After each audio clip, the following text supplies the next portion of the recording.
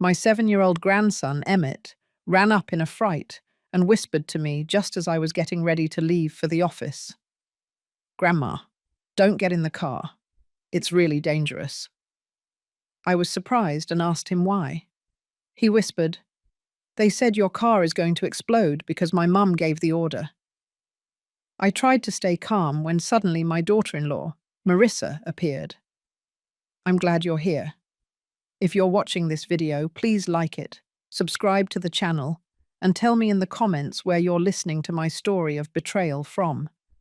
I want to know how far it's reached." I went down the stairs. The wooden steps creaked softly under my familiar heels. The aroma of Marissa's freshly brewed coffee filled the dining room, blending with the morning light streaming through the window. Robert, my son, was sitting at the table, eyes glued to his tablet, scanning news headlines. He looked up and gave me that warm smile that always melted my heart. "Hey, Mum, why are you up so early today?" he said in his familiar deep voice. I smiled back. In the corner of the room, Emmett, my grandson, was sitting on the floor, carefully building a Lego tower. The boy is barely 7 years old, but sometimes I feel he's more mature than he seems. Today, he was strangely quiet, without his typical chatter. He was just focused on the colourful bricks. I figured he was probably absorbed in his game. I quickly drank the glass of orange juice on the table. The usual sweet and tart flavour cleared my head a little. My brown leather handbag was already on the chair. I picked it up and checked that I hadn't forgotten anything. I walked over to kiss Robert's forehead, like I did every morning. Then I stroked Emmett's soft hair, which made me smile. "Grandma's off to work. Have a great day at school," I said softly. Emmett looked up. His big eyes watched me without answering. He just nodded slightly. Reaching the door, I took my car keys and pressed the unlock button. The black Cadillac in the garage flashed, as if waiting for me. I took a deep breath, preparing for a long day. But just then, I heard hurried footsteps behind me. Emmett, with his little legs, ran toward me and clung tightly to the edge of my jacket. I jumped and nearly dropped my keys. His face was pale, his eyes wide open, filled with a fear I had never seen in a child.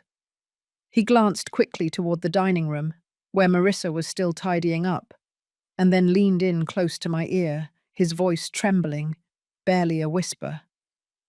"Grandma, don't get in the car. It's really dangerous." I felt my heart stop for a second. I knelt down to his eye level, trying to stay calm, though everything inside me was shaking. "What is it, honey? What's going on, Emmett?" I asked, gently holding his shoulders. The boy looked around again, as if afraid someone might hear him. Then he moved closer, and his voice was so low I had to strain to listen. "They said Grandma's car is going to explode because Mum ordered it." Emmett's words cut through me like a knife. My blood ran cold. Marissa? My daughter-in-law? The woman I always thought of as a daughter, the one who'd been with my family for so many years. I tried to keep my face serene. I stroked the boy's hair, but my mind was reeling. How could a 7-year-old say something like that? Was it just his imagination, or was something truly happening? At that moment, Marissa came out of the dining room with my laptop bag in her hand. She smiled, a radiant, perfect smile as always. "Mum, you forgot this. I already charged the battery. Drive safe," she said sweetly, as if nothing was wrong. But I couldn't help noticing something in her eyes, something indefinable. Robert also came out of the dining room and added from behind, "Yeah, Mom, this new project is a lot of work these days. Take care of yourself." His voice sounded as loving as ever, but today it seemed distant, as if I were outside my own family, looking at a picture that wasn't the same anymore. I forced a smile and took the bag from Marissa's hands. "Thanks, honey," I said, trying to sound as natural as possible. but I have a bit of a headache today. I think I'll take a taxi to work to be more relaxed. I had barely finished speaking when I noticed Marissa raising an eyebrow slightly. It was only an instant, but enough for me to see it. Why, Mum? If you want, I can drive you, she offered in her usual sweet tone, though I sensed a slight discomfort. No need.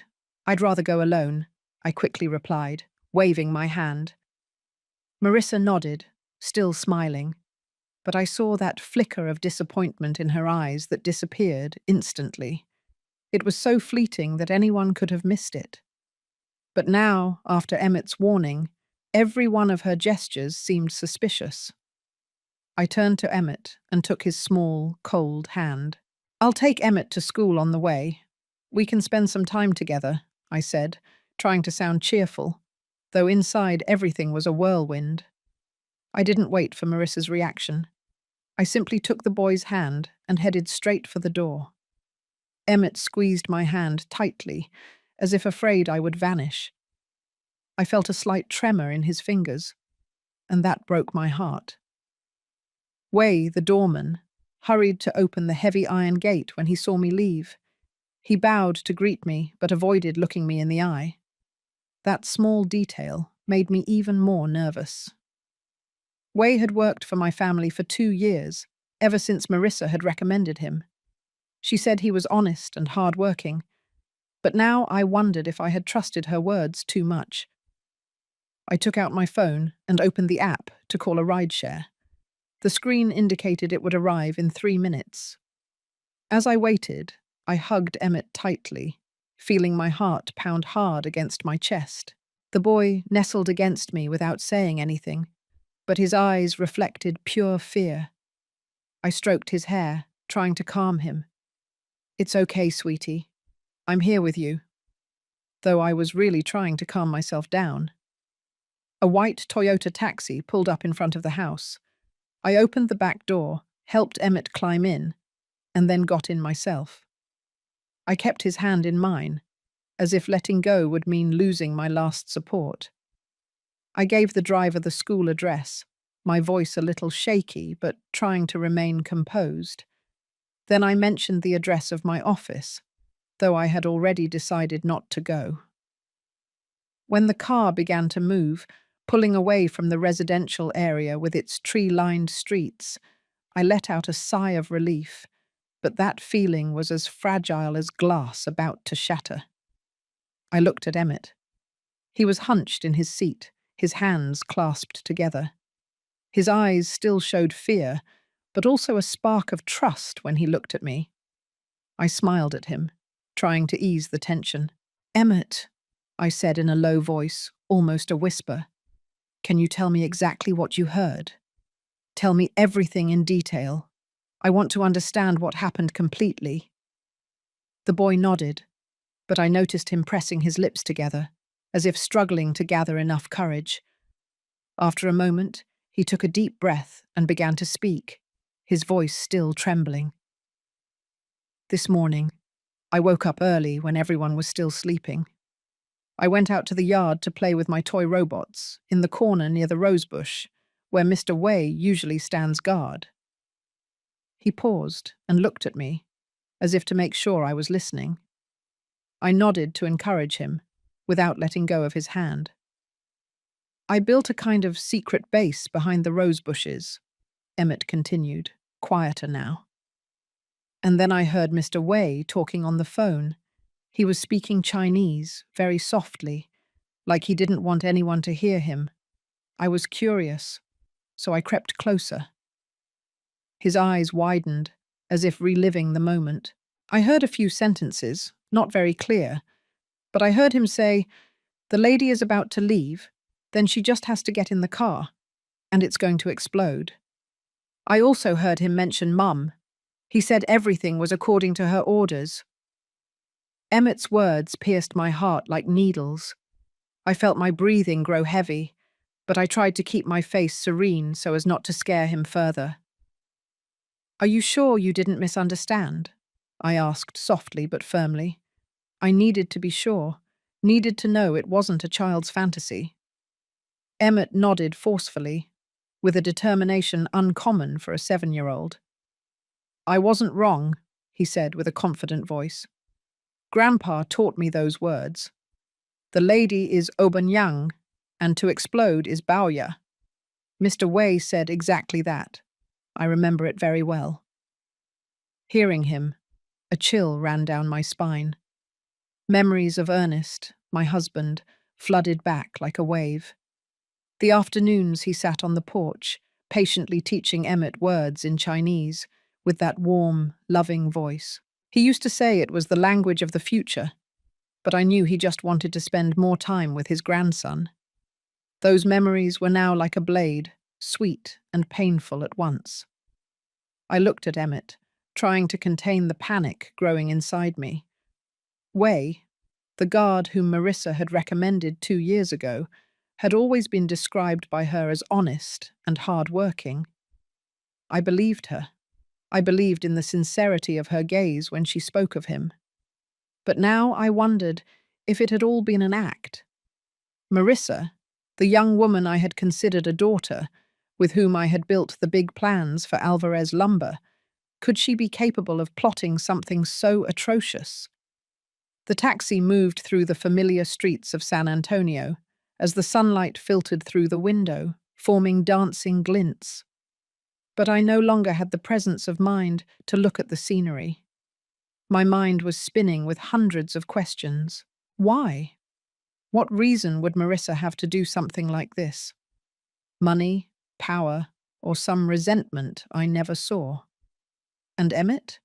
Why did my little grandson have to witness something so terrible?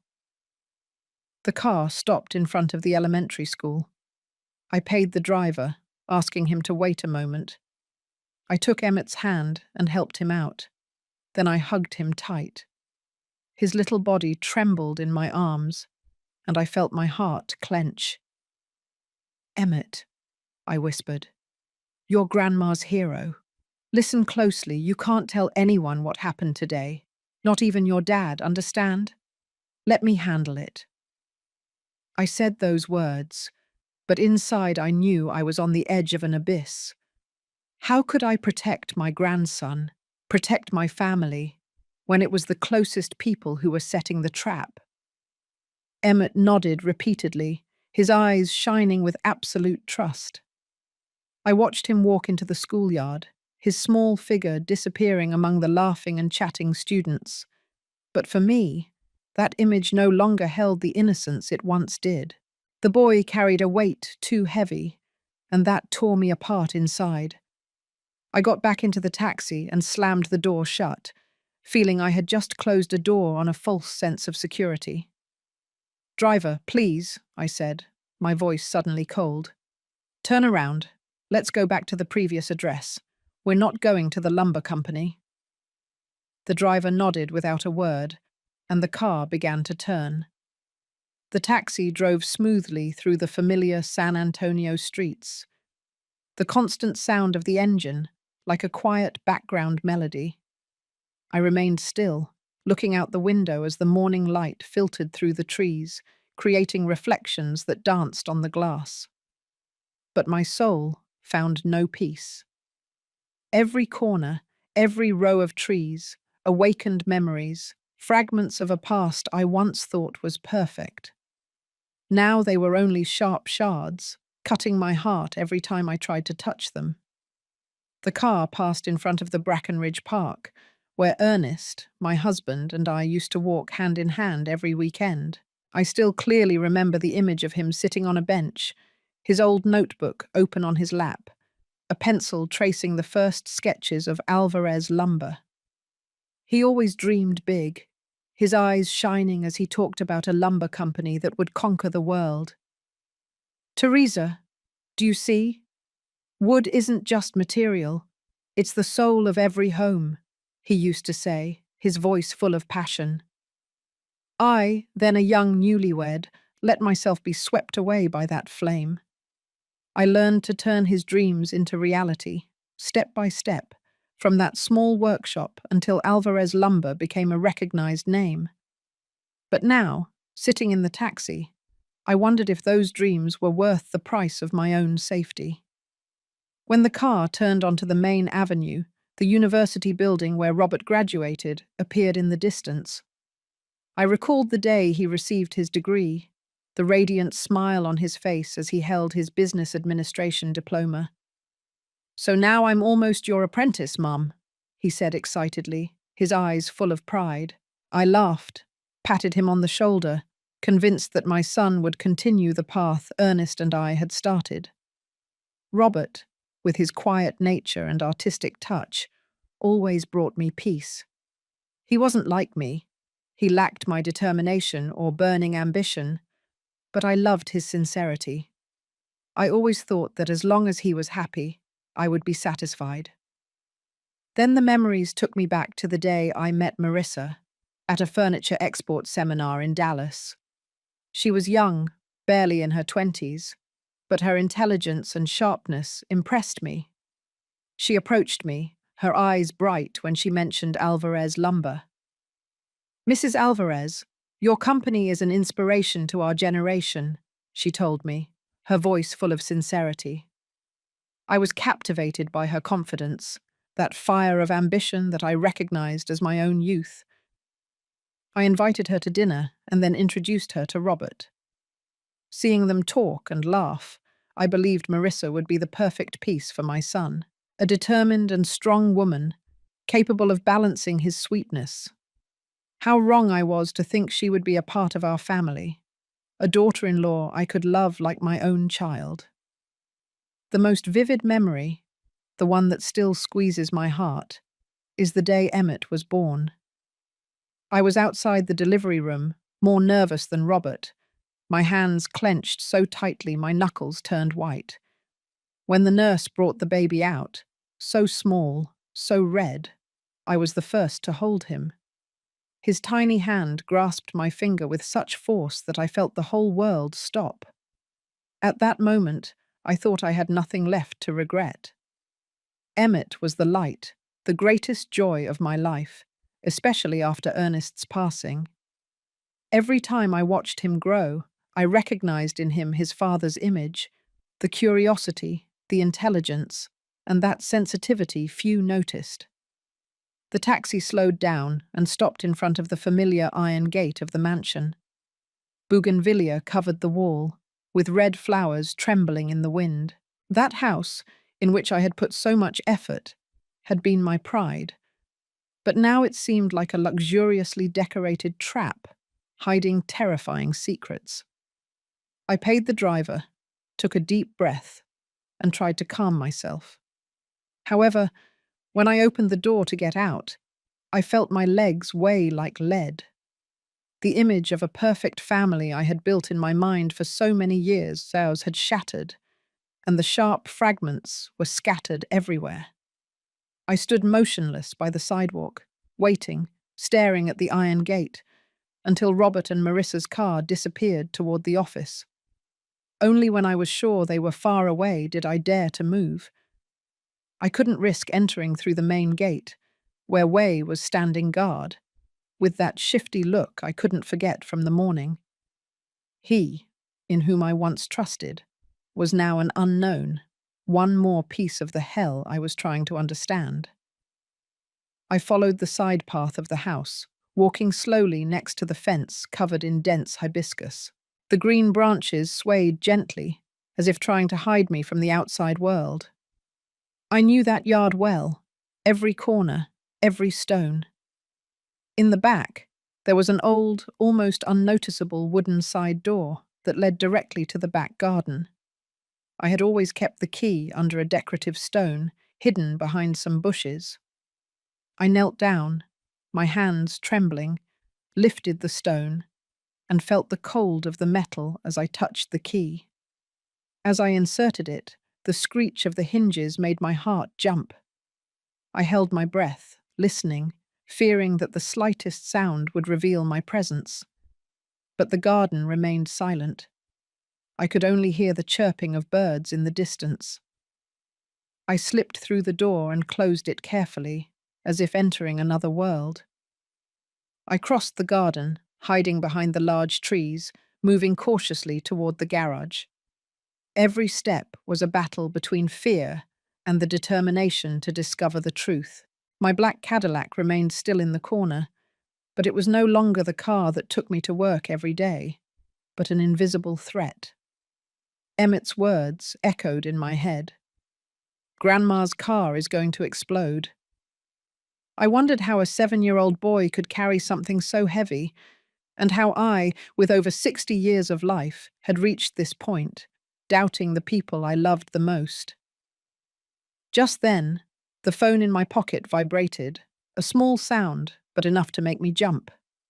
The name Marissa appeared on the screen. My heart began to beat fast, as if wanting to escape my chest. I took a deep breath, trying to calm myself, and answered, keeping my voice steady, though inside I was a wreck. "I'm listening, honey." Marissa's voice on the other end was still sweet as always, but today it gave me the chills. "Mum, did you get to the office yet? I didn't see your car in the parking lot." Her words sounded kind, but I could feel a hidden agenda behind them. She was checking up on me. I had no doubt about that. Quickly, I responded with the most natural tone possible. "Oh, I remembered I had an unexpected meeting with a lumber supplier out in San Juan del Rio. I took a taxi straight there. I'll probably be back at the office around noon or in the afternoon." I stopped, waiting for her reaction, silently praying that my voice wouldn't reveal the trembling I felt. There were a few seconds of silence on the other end of the line, a brief but tense void that felt eternal. Then Marissa said, "Oh, I see. You should have let me know so I could reschedule the morning meeting." Her voice was still soft, but I noticed a certain rigidity, as if she was trying to hide something. I smiled, though I knew she couldn't see me. "My apologies. It was all very sudden. You handle the pending matters," I replied, and hung up immediately. When the phone screen went dark, I felt a shiver run down my spine. Marissa was suspicious, I was sure of it, but I didn't have time to let fear dominate me. I had to act.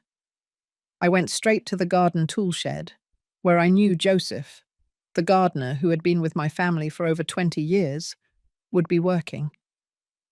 Joseph was a reliable man, always quiet and dedicated. I saw him carefully cleaning a pair of pruning shears, his gaze as concentrated as if it were the most important job in the world. When he saw me, he jumped, his eyes wide with surprise. "Ma'am, what are you doing here? I thought you had already left for work." I motioned for him to be quiet and led him to a corner behind the shed, where the bushes blocked the view from the main house. "Joseph," I said in a grave voice, "I need your help with something. It's a confidential and very dangerous matter. No one must know, not even Wei." I looked him straight in the eyes, trying to convey the urgency in every word. Joseph frowned, the confusion evident on his weathered face, but he nodded without asking anything. I guided him to the garage and pointed at the Cadillac. "Go near that car and see if you notice anything strange. But listen closely. Only look. Don't touch anything." I emphasized every word, praying inside that Emmett's warning was just a misunderstanding. Joseph knelt down, squinting to look under the car. He stayed there for a long time, in such absolute silence that I could hear my own heart. When he straightened up, his face was pale and his hands were shaking. "Ma'am," he stammered, "there's a black box stuck to the chassis. Red and blue wires are coming out of it. They go toward the front, I think to the battery. It doesn't look like part of the car." Joseph's words hit me like a hammer blow. Emmett's warning was true. I felt my legs weaken, but I pressed my lips together and forced myself to stay firm. "Could you bend down again and take a few clear photos?" I asked, handing him my phone, although my hands were trembling just as much as his. Joseph took the phone, bent down again, and carefully photographed the details. When he handed it back, I turned on the screen and observed every detail. A black box, several tangled wires, something that didn't belong on that car.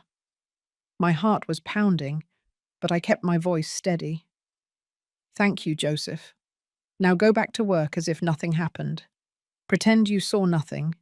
Your safety is the most important thing. Joseph nodded, his gaze still confused, but without a word, he returned to the shed. I stayed there for a moment, taking deep breaths to calm myself. Then I left the garden through the side door and called another taxi. Sitting in the back seat, my hands were still shaking, and I gripped the phone tightly, as if it were the only thing keeping me conscious. I opened my contacts and looked for a name I hadn't spoken to in years. Michael Torres. He was a private investigator, a college friend of Ernest's, and the only person I trusted now. I dialed the number, my heart pounding in my chest. When the other side answered, I heard Michael's deep, warm voice. Teresa, it's been a long time. I didn't beat around the bush and spoke immediately, urgently. Michael, it's Teresa Alvarez. I need to see you. Right now. I heard him fall silent for a moment, as if sensing the seriousness in my voice.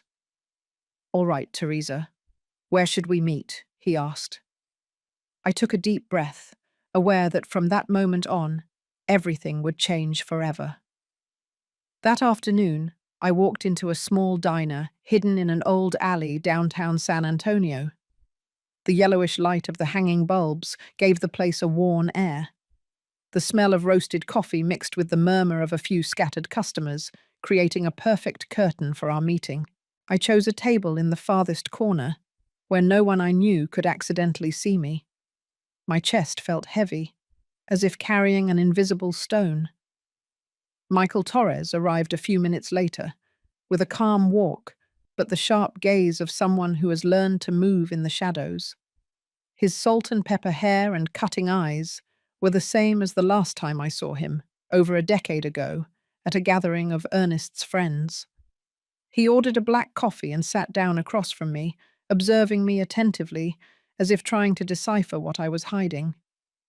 Without the need for pleasantries, I placed the phone on the table and opened the photos Joseph had taken under the car.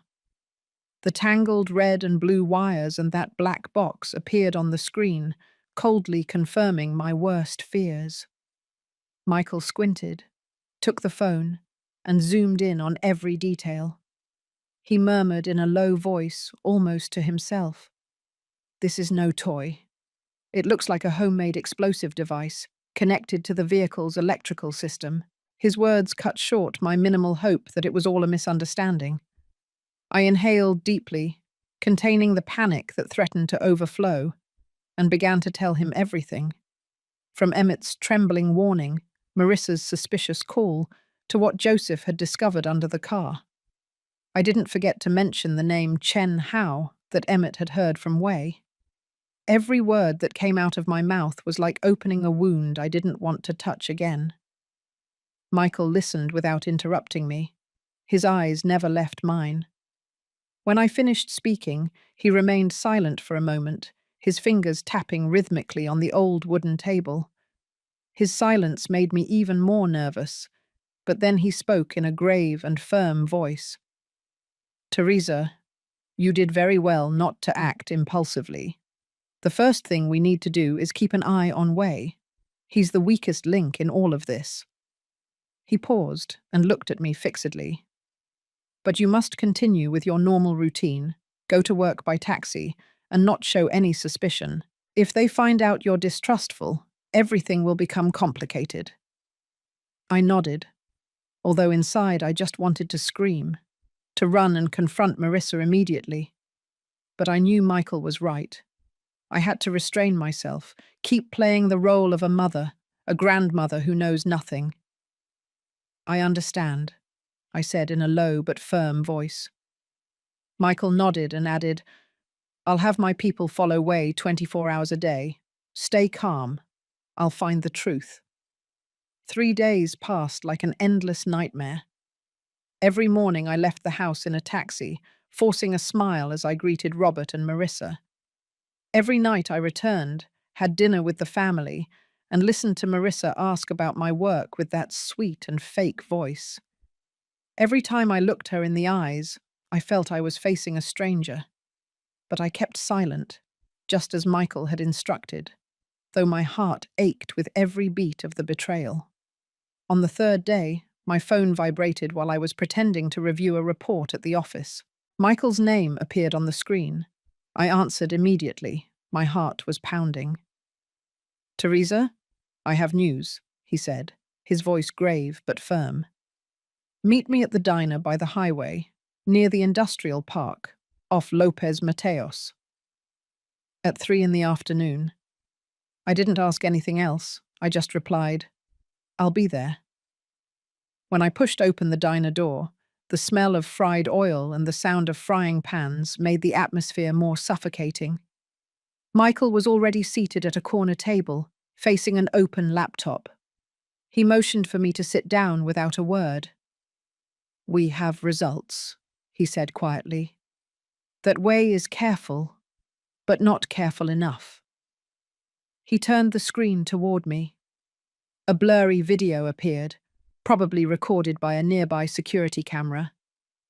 In it, Wei, dressed in civilian clothes, was entering a dark alley near the El Mercado night market. He met another man, Asian, thin, with a nervous look and a cap covering half his face. Wei handed him a thick brown paper bag, and they exchanged a few words before the other man nodded and quickly disappeared into the shadows. Michael pointed at the unknown man. "This is Chen Hao," he said. "My people spoke to the vendors at the night market. They say he's an undocumented immigrant with no fixed job, known for his gambling debts." He opened a thin folder with clear photos of Chen Hao's face and some personal data his team had gathered. I looked at the photo, his thin face and tired eyes, and a chill ran down my spine. Everything matched exactly what Emmett had told me. Michael continued, his voice lower, as if trying to contain his own emotions. "Teresa, this is no longer a suspicion. It's a planned assassination attempt, and your daughter-in-law, Marissa, is the mastermind." His words were like a direct blow to the chest. I squeezed the glass on the table. My knuckles turned white. Rage and pain flooded me, like a wave ready to sweep me away. Marissa, whom I had loved, whom I had trusted, the woman I thought would be the future of Alvarez Lumber. How could she do this to me? For money? For power? Or for a resentment I never knew existed? I looked at Michael, trying to keep my gaze steady, though tears threatened to fall. "What do we do now?" I asked, my voice trembling but full of determination. Michael looked at me with a serious expression, but also with compassion. "We need more proof," he said. "I'll keep watching Chen Hao. I want to know who else he's involved with. But you, Teresa, must continue acting as if you know nothing. One wrong move, and everything could fall apart." I nodded. I pushed open the door of the mansion and entered, trying to behave as naturally as possible.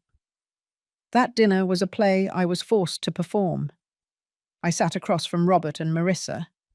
I smiled when Robert talked about a new project at the company, and I nodded when Marissa asked me about the supposed meeting in San Juan del Rio. "Mom, how was your day? Did the meeting with the partners go well?" she asked in her usual sweet tone. I looked her in the eyes, searching for a sign, but I only saw a perfect smile that hid everything. "All good, honey," I replied softly, though my heart was pounding, wanting to break out of my chest. Emmett, sitting next to me, ate in silence, and occasionally looked at me, as if asking if I had already done something about his warning. The following days, I continued with the charade.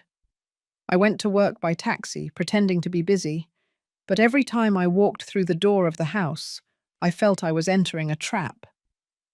Marissa began to show impatience. One night, When it was just the two of us in the kitchen, drying dishes, she said with false concern, "Mum, why are you still taking taxis? Leaving the car in the garage for so long isn't good. If you want, I can take it to the mechanic tomorrow to have it checked." She smiled, but her gaze was cold, as if trying to read my thoughts. I set the glass down on the counter. The sound of the glass hitting the marble echoed coldly in the silent kitchen. I looked directly into her eyes, trying to maintain my calm, though inside I was boiling. "Why are you so worried about me not driving, honey? Is there something specific that makes you want me to use that car?" I asked, emphasizing every word, observing her reaction. Marissa's smile tightened, just for a second, but I saw it. She looked uncomfortable, then forced a laugh and looked away. "No, Mom," she said, her tone sharper than usual. "I'm just worried about you. I've seen you tired and I thought that was why." Then she hastily returned to the dishes, but I noticed her hand trembling slightly as she held the cloth. I didn't reply. I took a sip of water and let the silence speak for me. That night, I lay in bed, staring at the ceiling, unable to sleep. Images and plans mixed in my head. Emmett's warning, Way's shifty eyes, Marissa's fake smile. They were all pieces of a terrifying puzzle I didn't want to accept as real. Around 2 in the morning, unable to bear the suffocating air in the room, I decided to go out to the garden for some fresh air. I walked barefoot, feeling the cold, damp grass under my feet, as if that coolness could help clear my mind. The moon was shining intensely, bathing the garden in a silver light that made everything seem magical, yet unsettling. I moved slowly, trying to keep my breathing steady, though my heart felt heavy. As I passed the corner of the garden behind the pool, where there was an old set of stone table and chairs, I suddenly heard voices murmuring. My heart skipped a beat, pounding hard. I hid behind a large palm tree, pressing my body against the trunk and trying not to make a sound. From there, I saw 2 silhouettes sitting in the dark, talking in a low but clear voice. I immediately recognized Marissa and Way. I slowly took out my phone, my fingers trembling as I activated the recorder, and carefully raised it to record every word. Marissa's voice sounded tense, loaded with irritation and concern. "Are you sure she hasn't done anything to make her suspicious? She's been very strange lately. She insists on taking a taxi. Did you let anything slip, Way?" Way responded in a reassuring tone, though the tension was noticeable. "Impossible, Mrs. Marissa. I've been very careful. Chen Hao already placed the device under the driver's seat. As soon as she starts the car, everything will be done. Maybe she's just genuinely tired." Marissa sighed, her voice lowering, as if containing rage. "No, this method is too obvious, too risky. If that device stays there too long and the gardener or someone else finds it, the plan is ruined. Call Chen Hao tomorrow and tell him to remove it. Immediately." Wei hesitated. "Remove it? But—" "No buts," Marissa interrupted, her voice cold as ice. "I'll come up with another way. Something more natural. An accident, for example. For now, we need to erase all traces." I stood paralyzed behind the tree, trembling from head to toe. Every word from Marissa was like a direct stab to the heart. The recording on my phone was irrefutable proof, but also the blade that was slicing the last bit of trust I had in her. I carefully saved the file and sent a copy to my backup email. My hands were shaking so much I almost dropped the phone. I retreated slowly, step by step, returning to the house through the back door, my heart heavy, as if carrying the life of my whole family in my hands. The next morning, when the sun was barely rising, I was in the living room with the phone in my hand, trying to keep my voice steady as I spoke to Robert and Marissa. Today, I have to go inspect a piece of land in the hill country, I said. I probably won't be back until tonight. It's an ideal area for planting production forests. I heard Marissa's usual sweet voice reply, "Yes, Mum. Take good care of yourself." I took a deep breath, feeling I was preparing to enter a silent battle. I didn't go to the hill country. Instead, I called a trusted taxi and headed directly to the state police headquarters, where Michael had organized a secret meeting with Colonel Vance, the head of the Criminal Investigations Department. Sitting in the taxi, I looked out the window. The familiar streets of San Antonio passed by, but everything seemed blurred in my mind.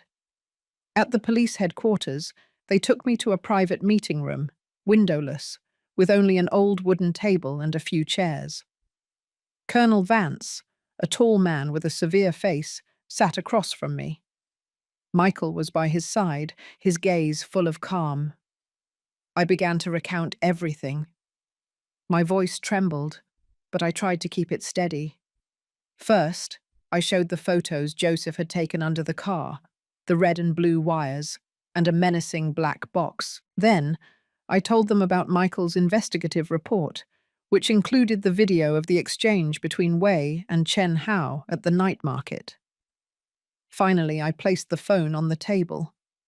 My fingers shook as I played the recording of the conversation between Marissa and Wei in the garden the night before. When Marissa's voice sounded, cold and calculating, I watched Colonel Vance's face change. His serious expression turned to evident tension, his brow furrowed. "Are you sure she hasn't done anything to make her suspicious?" Marissa's voice echoed in the silent room. "Call Chen Hao tomorrow to remove it. Immediately." When the recording reached that part, Colonel Vance motioned for me to stop it. He looked at me with a grave and decisive expression. "Mrs. Alvarez," he said in a deep voice, "we have enough evidence to act. We are going to set a trap. Go back home and behave as if you are still doing your inspections. Let everything run its course." They took me to a secure waiting room inside the headquarters, a small room with surveillance screens and a radio connected to the police team. Michael stayed with me. His presence was the only thing keeping me calm. Sitting in that cold room, I looked at the screen, my heart pounding hard. I knew that what was about to happen would change everything: my family, my company, and my entire life. Around 2 in the afternoon, through the cameras, I saw an old, unmarked pickup truck park on the street behind the mansion. A team of plainclothes police officers was hidden in nearby cars, waiting for the right moment. I held my breath, not taking my eyes off the monitor. Wei appeared, approached to talk with Joseph, and pointed toward the pool pump. He handed him a piece of paper and some cash, telling him the pump had a damaged part that could only be bought downtown. Joseph, as always, unsuspecting, got on his motorcycle and left immediately. As soon as Joseph disappeared, Wei opened the back gate. A man with a cap pulled down to cover his face stealthily entered and went straight to the garage. I recognized him immediately. It was Chen Hao, with the same nervous demeanor as in Michael's video. Colonel Vance, who was following the operation by radio, said quietly, "All teams in position. Wait for him to start acting." On the screen, I saw Chen Hao open the garage door, pull a small set of tools from his pocket, and crouch under my Cadillac. I felt my heart stop. Every second felt eternal. Then, just at that moment, Colonel Vance's voice resonated over the transmitter. "Now!" 2 unmarked police cars sped in, blocking both ends of the alley. Officers, wearing bulletproof vests, emerged from their hiding spots, shouting, "Police, freeze!" Chen Hao jumped, tried to flee, but 2 officers wrestled him to the ground in an instant. Wei, at the back gate, was also subdued without being able to offer resistance. A specialized bomb disposal team entered the garage. I squeezed Michael's hand tightly. breathing raggedly. Minutes later, the voice of a team member sounded over the radio. The device has been deactivated. It is a homemade bomb with enough power to completely destroy the car and cause damage in a radius of 16 feet, 5 meters. Hearing that, I felt my legs weaken. If it hadn't been for Emmett's warning, if I had gotten into the car that morning, I dare not imagine. At the same time, another group of police officers, led by Colonel Vance, arrived at the Alvarez lumber offices. On the surveillance screen, I saw them head directly to the conference room, where Marissa was presiding over a meeting with department heads. Robert was also there, sitting at the end of the table, attentively taking notes. When the police entered, Marissa frowned, her voice annoyed. "Excuse me, we are in a meeting. What do you need?" Colonel Vance showed the arrest warrant in front of her, his voice cold. "Marissa Reed is under arrest on suspicion of attempted homicide." The entire room fell silent. Robert jumped up, stammering, There must be some mistake. What are you talking about?" Marissa turned pale, but tried to stay calm. "This is slander. What evidence do you have?" Colonel Vance didn't answer. He just signaled an officer to turn on a small recorder. Marissa and Way's voices from the garden the night before echoed through the room, clear and crisp. "Call Chen Hao tomorrow to remove it. I'll find another way. A more natural one." Marissa's confident smile instantly vanished. She stumbled backward and fell into the chair, covering her face with trembling hands. Robert and I were taken to the police station. We didn't enter the interrogation room. We were seated in a special observation room, from where we could see through a one-way mirror. The first to be interrogated was Chen Hao. He entered looking nervous, his handcuffed hands shaking behind his back. When Colonel Vance informed him of the charges he was facing, conspiracy to commit murder and illegal possession of explosives, his face turned white. In less than 10 minutes, he lowered his head and, in a trembling voice, confessed everything. He admitted to having crossed the border illegally years ago, living in hiding and sunk in gambling debts. Wei contacted him through an illegal casino at the El Mercado night market, offering him a large sum of dollars to pay off his debts and start a new life. "I only did what he asked," Chen Hao mumbled, not daring to look up. "He gave me the house layout, Mrs. Alvarez's schedule, and said the best time was in the early morning, when everyone was asleep." He confessed that he didn't know how to make bombs, but knew someone in the arms trafficking trade across the border. He bought the explosive from that contact, following Wei's detailed instructions. Hearing him, a chill ran down my spine. Every detail, every step of the calculated plan chilled my blood. I looked at Robert. His hands were clenched at the edge of the chair, his knuckles white. I wanted to say something, but my throat wouldn't respond. Then it was Wei's turn. He entered with his head down, but still with a defiant expression. At first, he denied everything, his voice cold. "I don't know anything about this alleged bomb. This is a lie." But when Colonel Vance placed Chen Hao's signed statement and the night market video in front of him, his composure crumbled. He fell silent, his eyes moving from side to side, and finally lowered his head, beginning to confess. Wei admitted that his motive stemmed from an incident many years ago. He had stolen a small piece of my jewelry, a necklace Ernest had given me for our 20th wedding anniversary, to sell and pay off his gambling debts. When I discovered it, instead of calling the police, I asked him to publicly apologize in front of all the household staff. I thought that was the way to teach him about honesty, I had told Ernest. But for Wei, it was a humiliation he could never erase. He held a grudge ever since, and when Marissa approached him with her plan, he accepted immediately, both for revenge and for the large sum of dollars she promised him. Hearing those words, I felt my heart clench. I never imagined that an act I considered compassionate would sow the seed of such a terrible conspiracy. I looked at Robert, wanting to take his hand, but his gaze remained fixed on the glass, as if trying to understand why things had gone so far. Finally, Marissa was brought into the interrogation room. Unlike Chen Hao and Wei, she entered with a serene attitude, head held high, even with her personal lawyer by her side. She wore an elegant black suit, her hair pulled back, as if preparing for an important meeting at Alvarez Lumber, not facing an attempted homicide charge. When Colonel Vance asked her about her involvement, Marissa smiled coldly and replied in an icy voice, "I don't know what you're talking about. That recording is false, a fabrication. Wei and Chen Hao conspired to frame and extort me. I am the victim here." I looked at Robert and saw him cover his face with his hands, his shoulders shaking. "Mom," he whispered, his voice broken. "Is all of that true?" I didn't answer.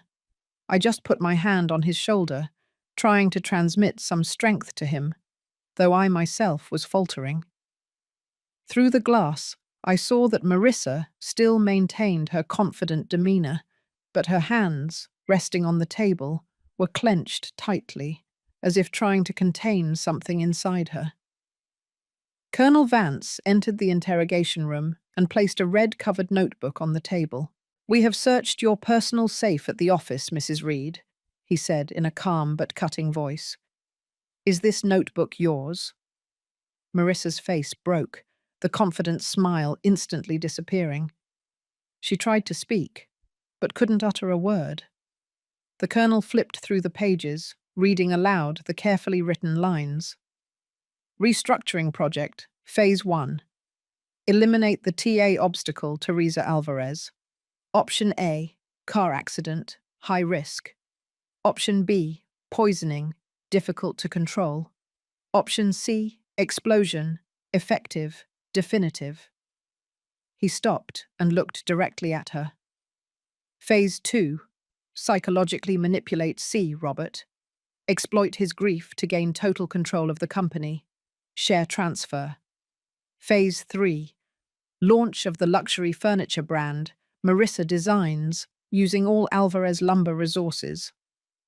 Every word he spoke fell on me like a blow. Marissa, the daughter-in-law I had loved so much, had planned not only to take my life, but also to manipulate my son to steal the legacy Ernest and I built with so much effort. I felt tears sting my eyes, but I pressed my lips together so as not to break down.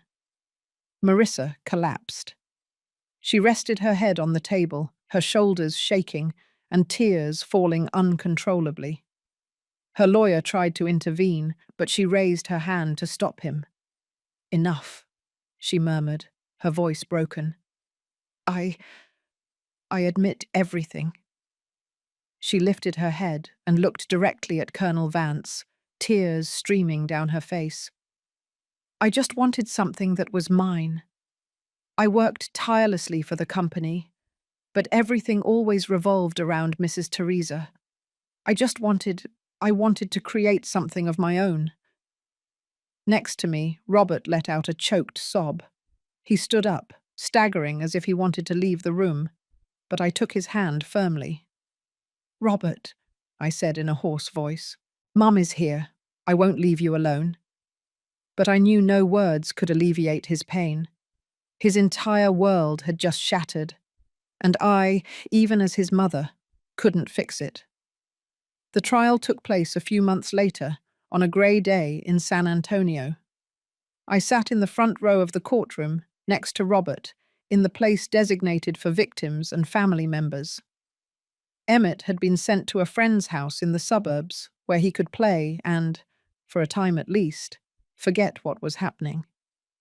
I didn't want him to witness this, nor have those innocent eyes face the painful truth about his mother. The courtroom was packed. Reporters crowded in the back, cameras and microphones ready to capture every moment. The case of a successful young businesswoman, accused of trying to murder her mother-in-law to get the inheritance, had shocked the entire state. Murmurs filled the air, but for me, everything sounded distant, like a faraway hum. I only focused on Robert, sitting next to me, his hands clasped on his lap and his gaze vacant. He hadn't said a single word since we walked in, but I knew a silent storm was raging inside him. Marissa was led into the room, dressed in the orange prison uniform, thinner and paler than the last time I saw her. She kept her head down, not daring to look at us.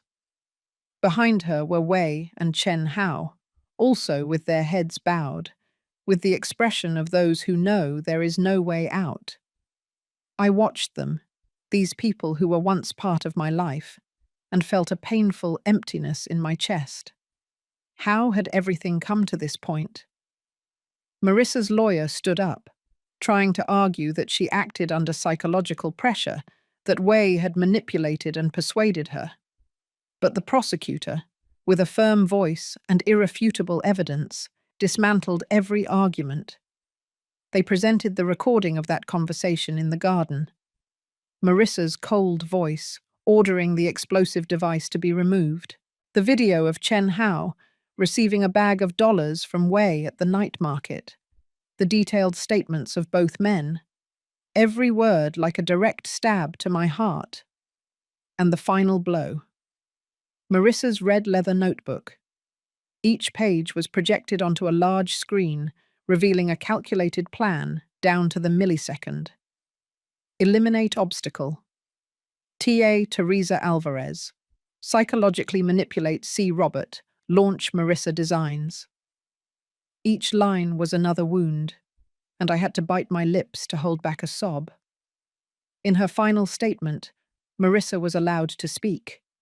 She stood up, her hands trembling, and for the first time looked directly at Robert and me.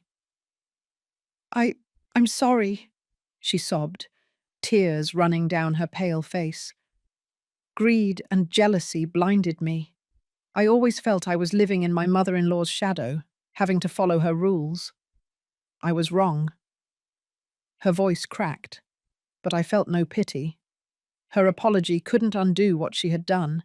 It couldn't mend the broken hearts of Robert, Emmett, or mine. Robert, next to me, clenched his fists, his whole body tense. I saw a tear slide down his cheek, not for forgiveness, but for the destruction of a man, of a father. I placed my hand on his shoulder, wanting to say something, but my throat closed up. How could I comfort him when I was drowning in the same pain? The court delivered the sentence. Marissa was sentenced to 25 years in prison for being the mastermind of the attempted murder. Wei, with the aggravating factor of having betrayed trust and acted out of revenge, received a sentence of 30 years.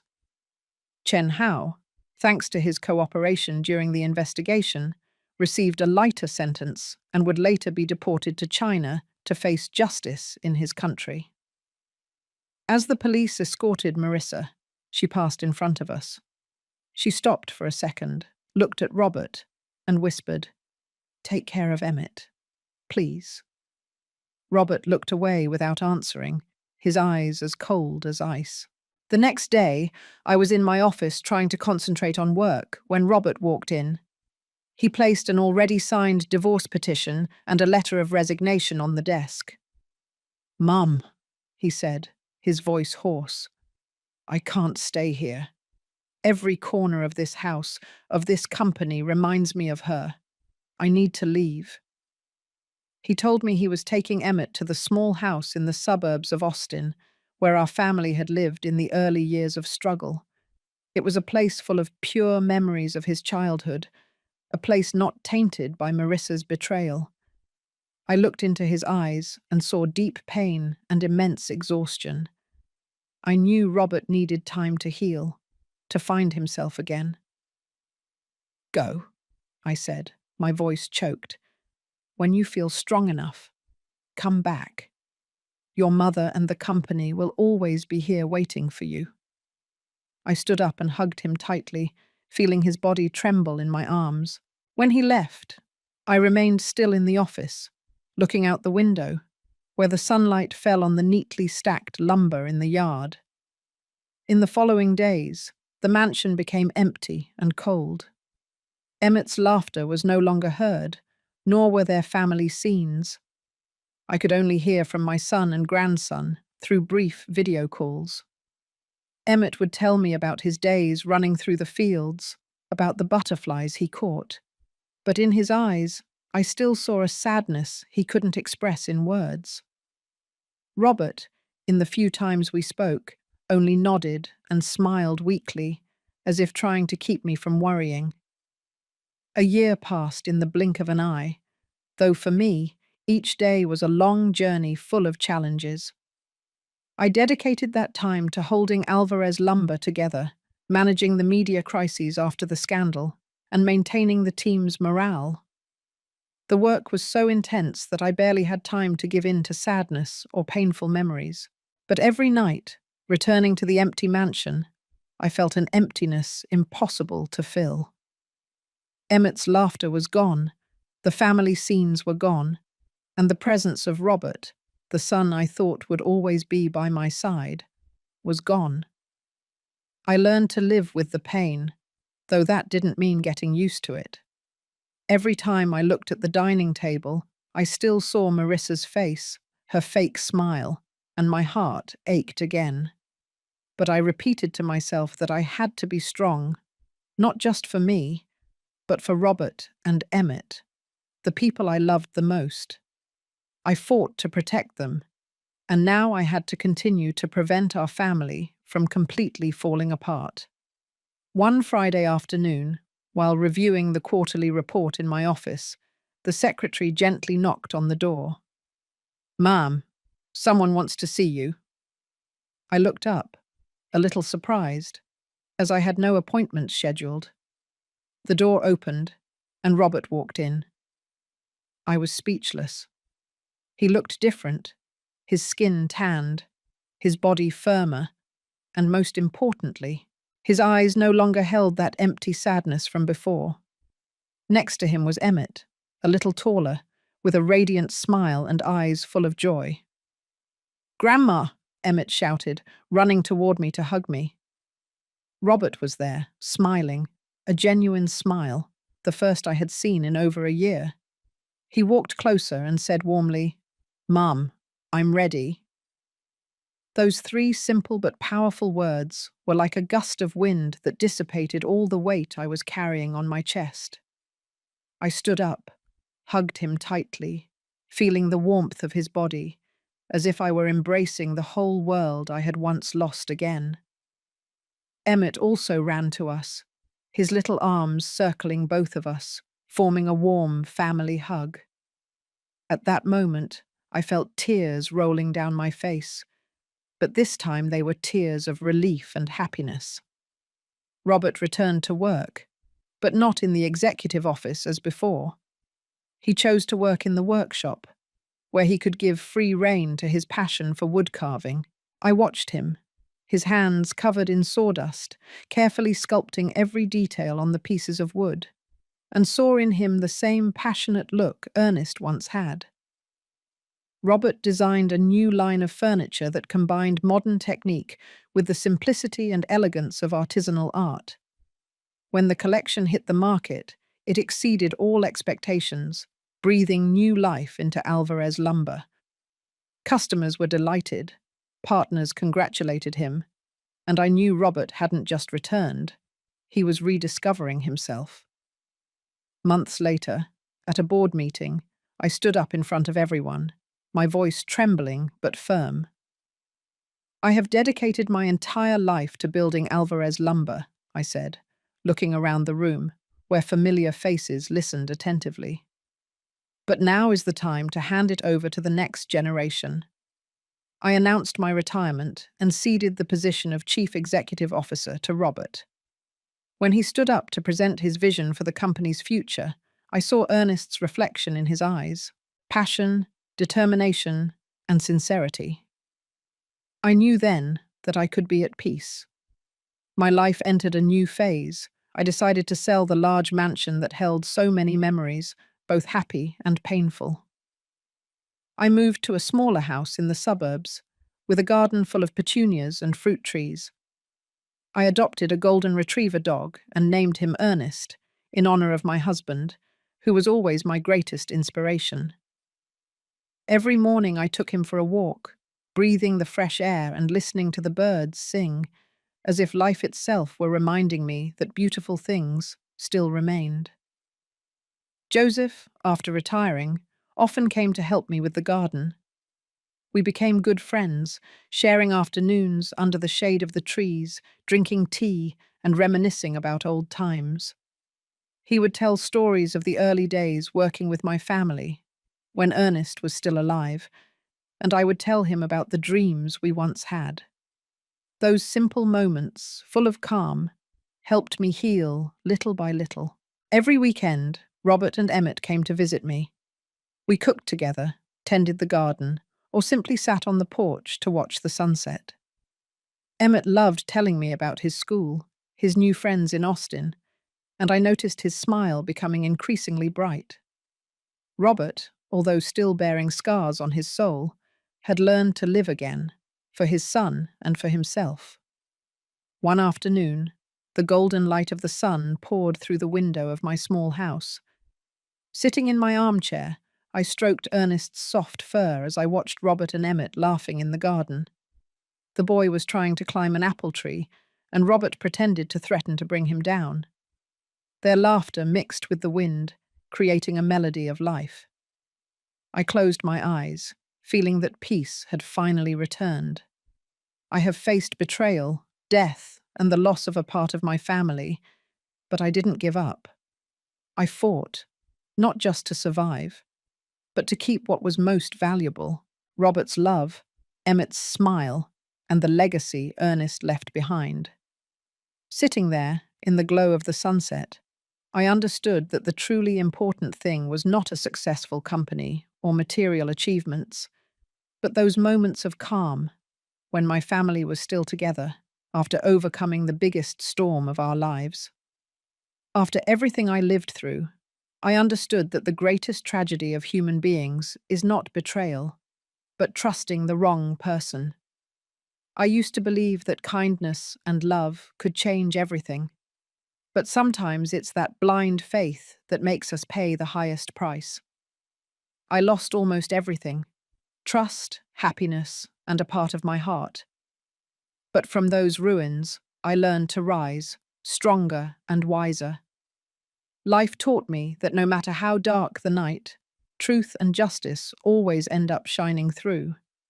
And most importantly, sincere love between mother and son, between grandmother and grandson, is the only light that never goes out, even when everything else collapses. The story you have just heard has had the names and places changed to protect the identity of those involved.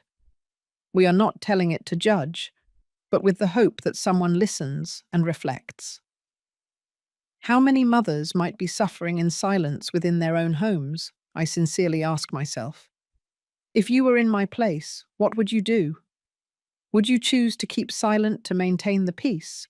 Or would you have the courage to face everything to reclaim your voice? I want to know your opinion, because every story can become a light that guides others. God always blesses, and I am sure that courage will lead us to better days. Now, on the final screen, I'll leave 2 of the channel's most loved stories. I'm sure they'll surprise you. Thank you for staying with me until this moment.